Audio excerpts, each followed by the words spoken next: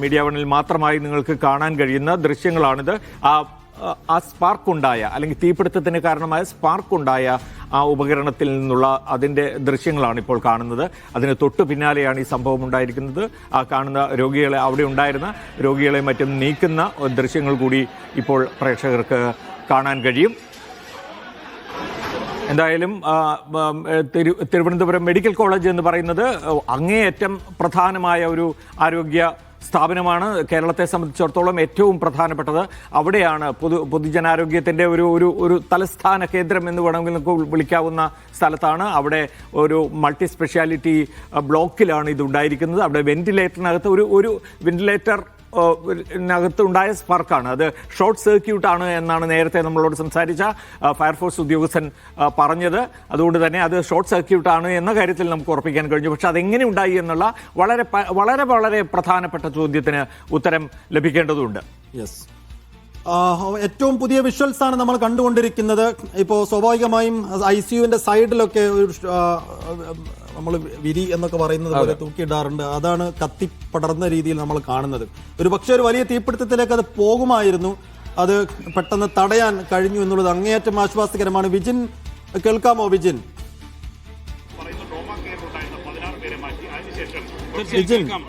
വിജിൻ, ഈ ദൃശ്യങ്ങൾ കാണുമ്പോൾ എന്താണ് അവിടെ സംഭവിച്ചതെന്നതിന്റെ ഏറെക്കുറെ ഒരു ഊഹം നമുക്ക് മനസ്സിലാക്കാം.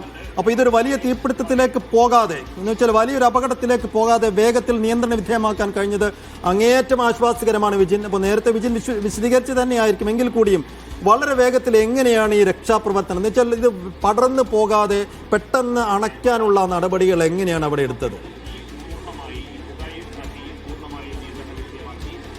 സൈഫുദ്ദീൻ, ഈ ആരോഗ്യ പ്രവർത്തകർ, ഇവർ ആശുപത്രിയിലെ ജീവനക്കാർ, അവർ അത് കൃത്യമായി സംയോജിതമായി ഇടപെട്ടു എന്നുള്ളത് തന്നെയാണ് നമുക്ക് മനസ്സിലാക്കാൻ കഴിയുന്നത്. മറ്റൊരു ഭാഗത്തേക്ക്, അതായത് ICU ആയതുകൊണ്ട് തന്നെ അടുത്തടുത്തായി ബെഡുകളിട്ട് പല പല രോഗികളായി കിടക്കുന്ന ഭാഗമാണ്. ഏകദേശം 50ഓളം വരുന്ന രോഗികൾ അവിടെ ഉണ്ടായിരുന്നു എന്നുള്ളതാണ് അതിനകത്ത് ചികിത്സയിലുള്ള അവരുടെ ഭാര്യ നമ്മളോട് പറഞ്ഞത്. അതുകൊണ്ട് തന്നെ 50ഓളം പേർ അടുത്തടുത്തായി കിടക്കുന്നതാണ്. ബെഡ് നമ്മുടെ സ്വകാര്യ ആശുപത്രിയിൽ നിന്നും കാണുന്നത് പോലെ ആയിരിക്കില്ല, തൊട്ടടുത്തടുത്തായി തന്നെയായിരിക്കും ഇട്ടിട്ടുണ്ടാകുക. അതിൽ അത്യാഹിത വിഭാഗത്തിലെ ഉപകരണങ്ങൾ ഉൾപ്പെടെ ഘടിപ്പിച്ചിട്ടുണ്ടാകും. അങ്ങനെയാണ് ആശുപത്രിക്കകത്തുണ്ടായിരുന്നത് എന്നാണ് മനസ്സിലാക്കുന്നത്. ഒരു ബെഡിലേക്ക് തീ പടർന്നാൽ അത് പിന്നീട് മറ്റേതെങ്കിലും ബെഡിലേക്ക് പടരേണ്ട സാധ്യത ഉണ്ടായിരുന്നു. പക്ഷേ അത് ആശുപത്രി ജീവനക്കാരുടെ സംയോജിതമായ ഇടപെടൽ മൂലം അത് നിയന്ത്രിക്കാൻ കഴിഞ്ഞു എന്നുള്ളത് തന്നെയാണ് ഏറ്റവും പ്രധാനമായ ആശ്വാസകരമായ കാര്യമെന്ന് പറയുന്നത്. ദൃശ്യങ്ങളിൽ നിന്ന് അത് തന്നെയാണ് മനസ്സിലാക്കാൻ കഴിയുകയും ചെയ്യുന്നത്. ഒരു ബെഡിലേക്ക് മാത്രമാണ് തീ എത്തിയിട്ടുള്ളത്. അതിനു മുമ്പേ തന്നെ ആദ്യം അവർ ചെയ്തത് ഓക്സിജൻ സപ്ലൈ കട്ട് ചെയ്യുകയായിരുന്നു. ഓക്സിജൻ കൂടുതലായി വന്നാൽ ഒരുപക്ഷെ തീ പടർന്ന് പിടിക്കാനുള്ള സാധ്യത ഉണ്ടായിരുന്നു. അത് ഒഴിവാക്കാനായി ഓക്സിജൻ സപ്ലൈ ആദ്യഘട്ടത്തിൽ കട്ട് ചെയ്യുന്നു. പിന്നീട്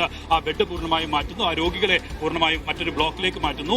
പിന്നീടാണ് ഞാൻ നേരത്തെ കോർപ്പറേഷൻ മേയർ ഉൾപ്പെടെ സൂചിപ്പിച്ചതുപോലെ ഈ മറ്റൊരു ബ്ലോക്കിലേക്ക് ഒരു പുതിയ ICU സംവിധാനം, ഒരു ICU ബ്ലോക്ക് തന്നെ സജ്ജീകരിക്കുകയാണ് നിലവിൽ ചെയ്തത്. ആ മറ്റ് ബ്ലോക്കിലുണ്ടായിരുന്ന ഉപകരണങ്ങൾ ഉൾപ്പെടെ അവർ അത് അങ്ങോട്ടേക്ക് എത്തിക്കുന്നു. അതിനുശേഷം അവിടെ ഒരു പ്രത്യേക ICU ബ്ലോക്ക് തന്നെ ക്രിയേറ്റ് ചെയ്യുന്നു എന്നുള്ളതാണ്.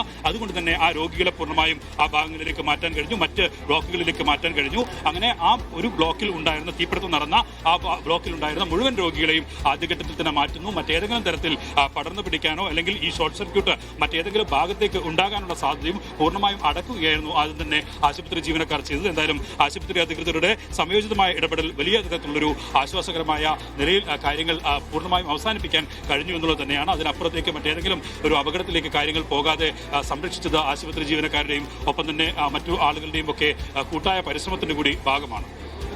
ഒരാൾക്ക് പോലും പരിക്കേറ്റില്ല, ഒരാൾക്ക് പോലും പൊള്ളലേറ്റില്ല എന്നത് വളരെ വളരെ പ്രധാനമാണ്, വളരെ ആശ്വാസകരമാണ്.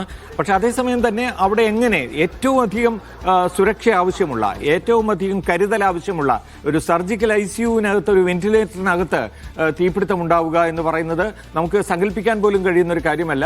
അത് ശ്രദ്ധയിൽപ്പെടാതെയോ അല്ലെങ്കിൽ ഒരു അല്പനേരം അറ്റൻഷൻ കൊടുക്കാൻ കഴിയാതെ പോവുകയോ ചെയ്തിരുന്നെങ്കിൽ വലിയ അപകടമായി മാറുമായിരുന്ന ഒരു സന്ദർഭമാണ്. എന്ന് വെച്ചാൽ നമ്മൾ ആലോചിച്ചു പോവുകയാണ്. ഇത് ഇപ്പോൾ അബോധാവസ്ഥയിലുള്ള രോഗികളായിരിക്കും, അവർക്കൊന്ന് എണീറ്റ് അങ്ങോട്ടേക്ക് മാറാൻ പോലും അല്ലെങ്കിൽ ഓടി രക്ഷപ്പെടാനോ കഴിയാത്ത അവസ്ഥ.